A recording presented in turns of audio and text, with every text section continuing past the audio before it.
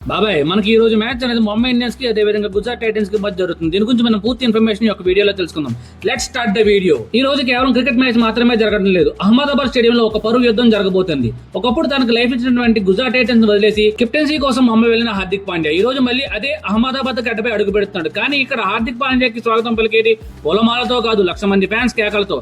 మరొక వైపు orange cap తో గిల్, పర్పుల్ క్యాప్ తో ప్రసిద్ధి కృష్ణ ముంబైని ముంచడానికి రెడీగా ఉన్నారు. ముంబై ప్లే ఆఫ్స్ కల ఈ రోజే ముగుస్తుందా? Let's get into the fire analysis. Mumbai పరిస్థితి చూస్తుంటే కష్టం కౌగులించినట్టుంది. రోహిత్ శర్మ హ్యామ్స్ట్రింగ్ గాయంతో ఆడడం అనేది అనుమానంగా ఉంది. రోహిత్ లేని ముంబై అంటే ఇంజన్ లేని ట్రైన్ లాంటిది. హార్దిక్ పాండ్యా కెప్టెన్సీ మీద ఇప్పటికే సోషల్ మీడియాలో ట్రోల్స్ మొదలైంది. బుమ్రా వికెట్లు తీయలేకపోతున్నాడు, బ్యాటర్స్ రన్స్ చేయలేకపోతున్నారు. 5 మ్యాచ్ల్లో కనీసం ఒక విజయం. ఈ రోజు కూడా ఓడిపోతే ముంబై ఇండియన్స్ బ్యాగులు సర్దుకోవాల్సింది. హార్దిక్ ఈ ప్రెషర్ ని తట్టుకోగలడా?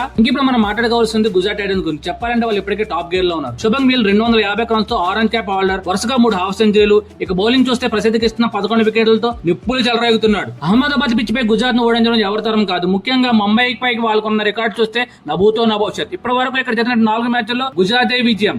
ఈ రోజు విజయం సాధించి 5వ విజయం వాళ్ళకి ఖాతాలో వేసుకుంటారా లేక ముంబై గెలుస్తుందా? వేచి చూద్దాం. ప్రసిద్ధ్ కృష్ణ వర్సెస్ సూర్యకుమార్ యాదవ్. సూర్య ఫామ్ మీదే ముంబై ఆశ్రయాన్ని ఉన్నాయి. కానీ ప్రసిద్ధ్ బౌన్సర్ ను సూర్య ఎలా ఎదుర్కొంటాడు? రషీద్ ఖాన్ ఫ్యాక్టరీ. అహ్మదాబాద్ లో రషీద్ కు 24 వికెట్ల రికార్డు ఉంది. మిడిల్ ఓవర్ లో అతను బౌలింగ్ చేసి ముంబై నడ్డి విరవడం జరుగుతుందా లేక రషీద్ ఖాన్ ని ముంబై బ్యాటర్స్ ఎలా ఎదుర్కొంటారో వేచి చూద్దాం. నా ఓపెన్ ప్రెడిక్షన్ ఏంటంటే ఈ రోజు గుజరాత్ టైటన్స్ ముంబైని చిత్తుగా ఓడించబోతుంది. హార్దిక్ తన పాత టీం మీద పగ తీర్చుకోలేడని నా ఫీలింగ్. మరి మీరేమంటారు? రోహిత్ శర్మ లేకపోవడమే ముంబై టీమ్స్ కు ఓటముల కారణమా? హార్దిక్ కెప్టెన్స్ లో ఏమైనా తప్పుందా? వెంటనే కింద కామెంట్ చేయండి. వీడియో నచ్చితే ఇప్పుడే మీ ముంబై అండ్ గుజరాత్ ఫ్యాన్స్ కి షేర్ చేయండి. సబ్స్క్రైబ్ చేయడం అస్సలు మర్చిపోవద్దు. జై హింద్.